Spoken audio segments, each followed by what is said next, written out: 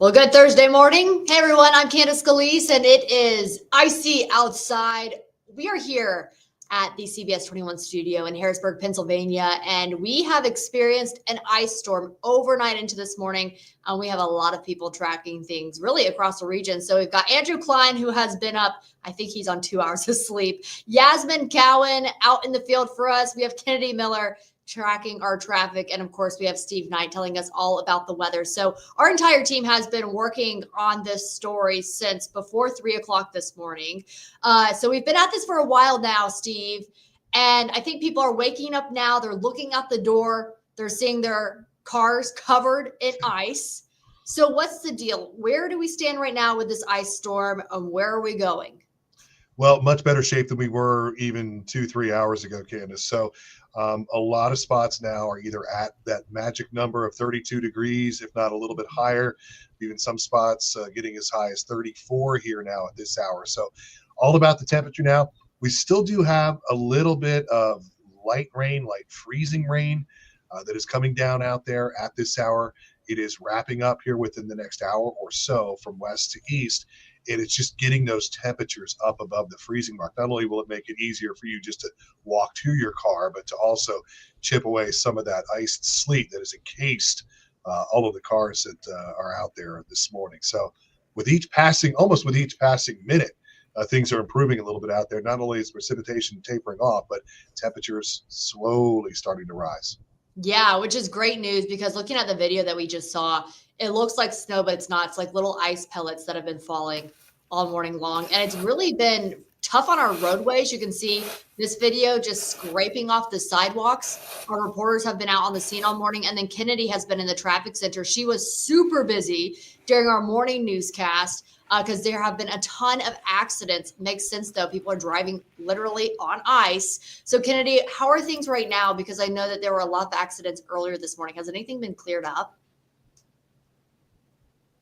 Yeah, Candace, I like there this morning, not as many accidents right now, but earlier this morning, probably had like 15, 20 accidents. Right now, what we are tracking is an accident here in Harrisburg, near Lightner Road. Now, we do still need to make calls on that just to see the cause of that crash, how long that area of roadway will be shut down this morning. But that right now, we also are taking you live here out on our roadways. This is a live look at what it looks like on 81. I actually just went home for a lunch break, and wet, slushy out on the road. So definitely, if you are headed out today, this morning, make sure you're taking it slow. Even maybe throw on those hazards as you head out. We're at York as well. You can see a little bit more traffic picking up there out on your roadways, but people are driving very slowly. You know, PennDOT actually reduced their mileage there for 45 miles per hour. That has since been lifted, but it's not stopping people from taking it slow as they head out and start their commute. Is our drive times. I mean, expect delays at this point. If you're traveling from Harrisburg to Lancaster to Lebanon, that's going to take you roughly delays here from York to Gettysburg as well. It's going to take you roughly around 40 minutes, but things do look pretty clear as you're traveling from York to Lancaster. I guess another thing that I would like to mention is flight delays and cancellations. FlightAware earlier had reported in the U.S. cancellations and over 7,000 delays. And here in Harrisburg International Airport, there were several cancellations and delays as well. The skies, that's something to definitely be on the lookout for. But if you are traveling out on your roadways, make sure you're just traveling slow and, you know, give you enough space because you really don't want to run into any of those accidents or kind of have a remix of what we did this morning. But again, things are looking pretty good as you head out. Big accident here in Harrisburg, PA 233, but we'll keep you updated when we learn more about that, Candace. Yeah, okay, I appreciate it, Kennedy. Yeah, just if you look at the bottom of your screen right here, we have this like scroll which is talking about a tow truck that was hit while it was getting ready to tow a vehicle on I-81 this morning. The driver of that was hospitalized. And then, as you were saying, speed limits on those major highways down to 45 miles per hour. PennDOT also said they have chainsaws ready, and then they have that anti-skid mix. The chainsaws are for trees in case those fall or topple over, or power lines because of the icy weather that we're experiencing. So we're going to check in with Steve momentarily. I want to turn now to Yasmine, Cowan, and Andrew Klein. They have been outside in the elements all morning long. Andrew's new to our morning shift. We convinced him somehow to stand out in the cold and let people know what was going on. So Andrew, tell me about that experience. What did you see? What was it like throughout the morning? And how are things shaping up now in Harrisburg where you are? Yeah, Candace, earlier in the day, early in the morning, that is, when our shows first kind of started, it was really heavy. The freezing rain coming down, it really started to stick. And then throughout the show, it started to lighten up a little bit, but the grounds, the roads, so slick, so icy and tough to walk on, really, really causing for those dangerous conditions. Right now, I actually just went out for a lunch break, like Kenny said a little while ago, and the roads were super slushy. They weren't as icy as before, but that is also at a different spot than, I was standing earlier during our morning shows. So different parts of the city are going to have different conditions. So just be careful is the biggest advice that I can give. Some places have been salted very well. Some places have not been salted quite as well. And so those areas are going to be a little bit tougher to drive in with the ice still kind of being right on top of the road. But, I think as time goes throughout the day today, hopefully the roads will get a little bit better. They'll get a little bit less icy and it'll be a little bit easier to drive in, but still not going to be a fun day to be driving or walking around too much. So definitely trying to avoid that if you can. Yeah, like we were talking about, all those essential workers, like be safe on the roadways. And then if you don't have to leave, just stay home. I know a lot of people getting their pets out, right? And you were talking earlier, Andrew, about just making sure that that the salt is wiped off of their paws, because that can really irritate them.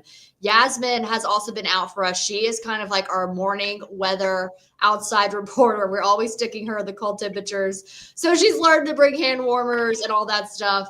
But Yasmine, it has been really interesting what you've been saying just about scraping the ice off of cars, melting the ice. So how do things look right now at 10 a.m.? Well, right now, it's calmed down. It's raining a bit. There's no sleet coming down at the moment, but I want you to take a look just at the ground here. There is still sleet sticking to the ground, but it is very slippery. As a matter of fact, when I was here earlier, it wasn't that slippery, but it seems to me that the sleet has frozen on the ground. So, for my break, I had to ride with one of my coworkers, Kenny, because Steve said that, it's not safe for me to drive. And, he was right, because it is very slippery on this ground. So if you don't have a four-wheel drive, you do not want to be driving. I made sure to ride with someone because I wanted to be safe. But as you know, Candace, this morning, it was a different story. When I left out to come to work, there was no sleet. It wasn't that bad. I had to scrape off my car, of course, because there was some freezing rain stuck to my windshield. But when we started the show around 5 o'clock, oh my gosh, the sleet was pouring down so heavy, but what I noticed was that the sleet was so thick. It's like little pebbles just falling down. It was getting in my eye, it was getting in my hair. It was so windy. It was smacking me in my face. So right now it's calmed down just a bit, but you really want to be careful, because it seems to me that the sleet has frozen solid. And the last thing you want to happen is to slip, because as a matter of fact, when I went to my apartment, I saw someone walking their dog and they nearly fell down just walking their dog. So imagine if you were outside jogging or running. You just don't want to do that. You just really want to be safe and just walk slowly. Don't walk fast. Just take your time. Just really take your time. Yeah. Okay. That's really good advice, Yasmine. We've talked about what happened overnight into this morning. Now we're looking ahead past 10 o'clock. I know, Steve, you were saying it's freezing literally outside, right? 32 degrees right now. Is that correct? Yeah, some spots have actually gotten up over 32. So, that is going to help. I think by later on this afternoon, many spots are actually going to get somewhere between like 40 and 42 degrees. So that will make all the difference. As we've been saying all morning, the longer you can put off actually getting out there and traveling, the better off you're going to be. We get it, though. It's now mid-morning. A lot of people, have to kind of get on with their day. But thankfully, conditions are much, much better out there even now than they were 5, 6, 7 o'clock this morning. Yeah, it's amazing how much can change in just a few short hours. And I know we were talking about the warm up today. Andrew's shaking his head like, yes. Andrew's just happy to be inside this morning. And we were talking earlier too, because Steve, looking ahead to this weekend, a lot of people are planning out their weekends. We have the Super Bowl on Sunday, so some watch parties for that. What are we anticipating? Like, what do we need to prepare for this weekend as we have this warm up? Because it sounds like more ice is heading our way.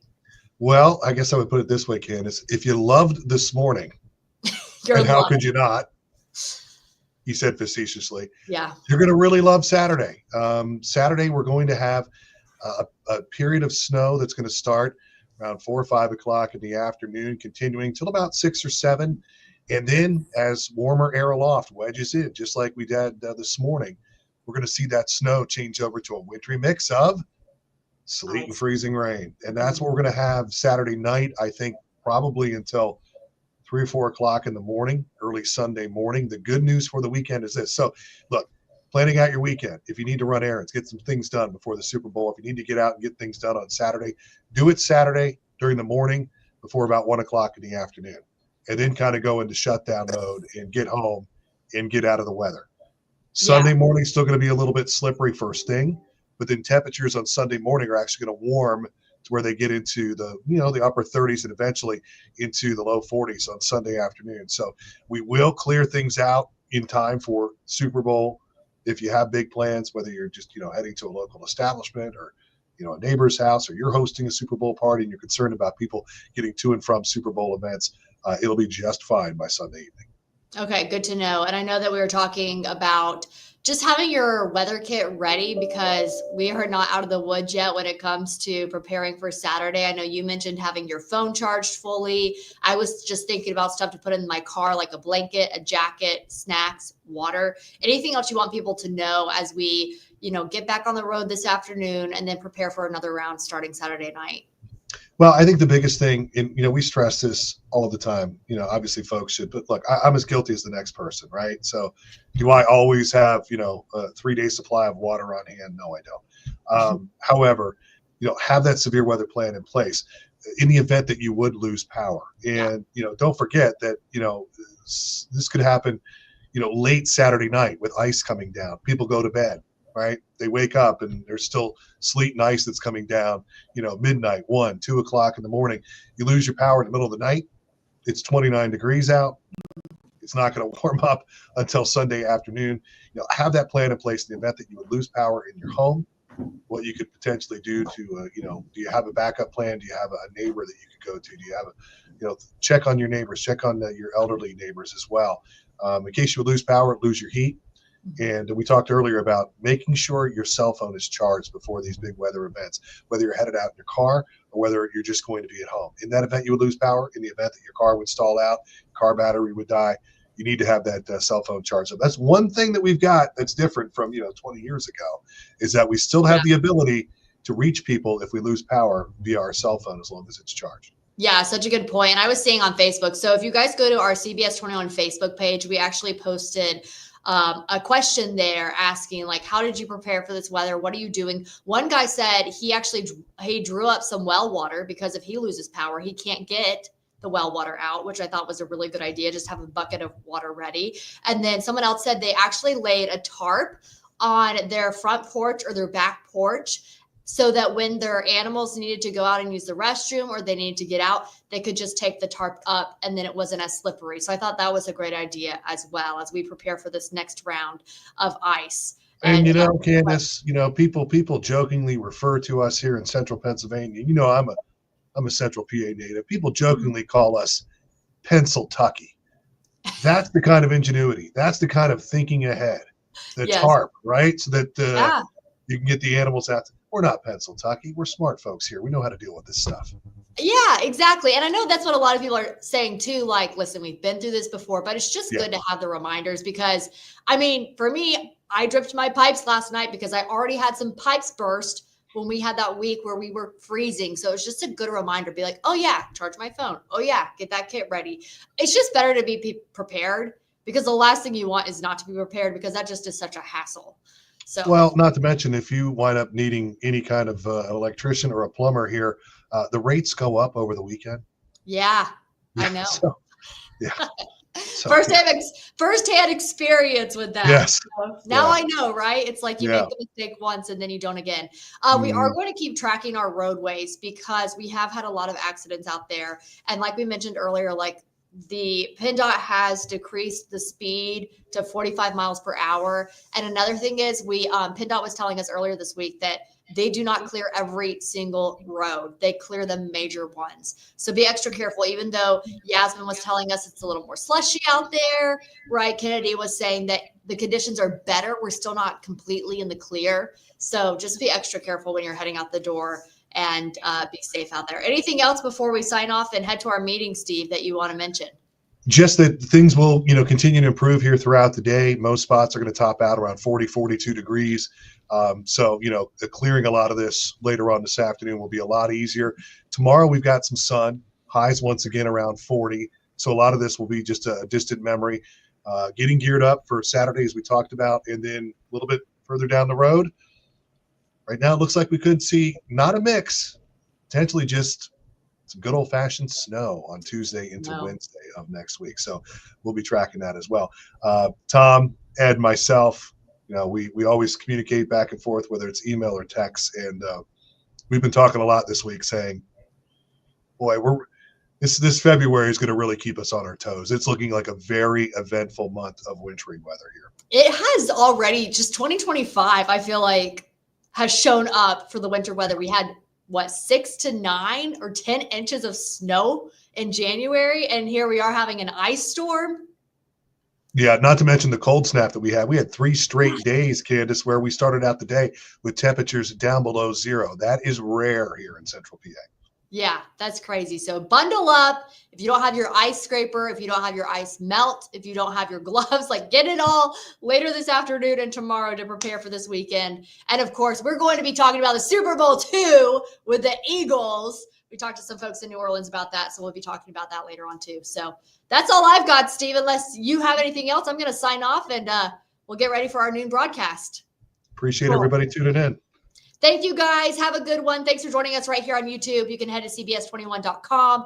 Remember to follow us on Facebook and Twitter, too. We always love seeing your photos and your videos. We actually thrive on that. If I see you post something, I want to share it on the news because you're our eyes and ears in the community. So if you send us information, we rely on you. So help us out and help us help others by communicating with us. Let us know what's happening in your neighborhood. Be safe, be good. Hope you have a great day, and we'll see you next time.